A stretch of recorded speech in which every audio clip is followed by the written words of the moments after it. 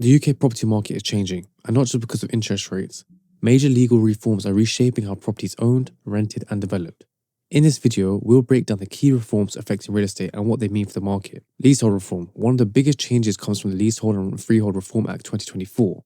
This legislation is designed to rebalance power between the leaseholders and landlords, and the key proposals and changes include making lease extensions cheaper and simpler, removing or reducing marriage value, extending lease terms up to 990 years, increasing transparency in terms of service charges, and making it easier for leaseholders to manage or purchase their buildings.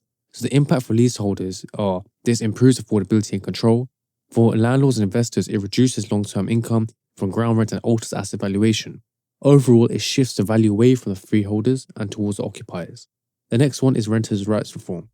The proposed renters' rights bill aims to significantly reform the private rental sector.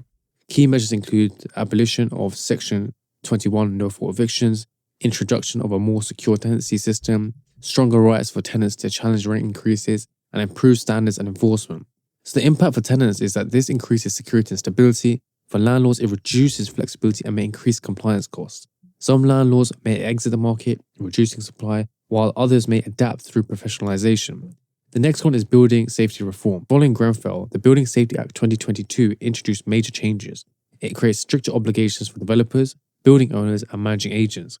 Key features include new safety regulator, ongoing compliance obligations, liability for historical defects, and stronger protection for leaseholders. So the impact is that developers face higher costs and longer timelines, but the leaseholders gain protection.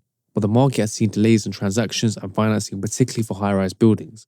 The next one is planning and infrastructure changes. There have also been ongoing reforms to planning and infrastructure delivery.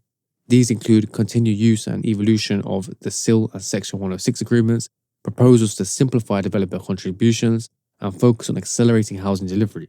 So the impact of this on developers is that they must navigate through complex and evolving obligations, and infrastructure costs remain a key factor in viability. So when we're looking at the overall market impacts, you can see that they share a common theme. They shift risk and responsibility away from the individuals, particularly tenants and leaseholders, and towards landlords, developers, and investors. This has several consequences: increased regulation and compliance costs, changes to investment strategies, greater focus on long-term asset management, potential reduction in supply in some sectors, but also greater fairness and transparency, improved consumer protection, and a more regulated and structured market. So you can see UK property law is evolving rapidly. Understanding these reforms is essential whether you're investing, developing, or simply owning a property. If you enjoyed this video, I'd be grateful if you could please like, comment, and subscribe to Legal Development Limited for more. And if there are any other topics that you would like us to cover, please do let us know, and then I'll have a look into this and get that sorted.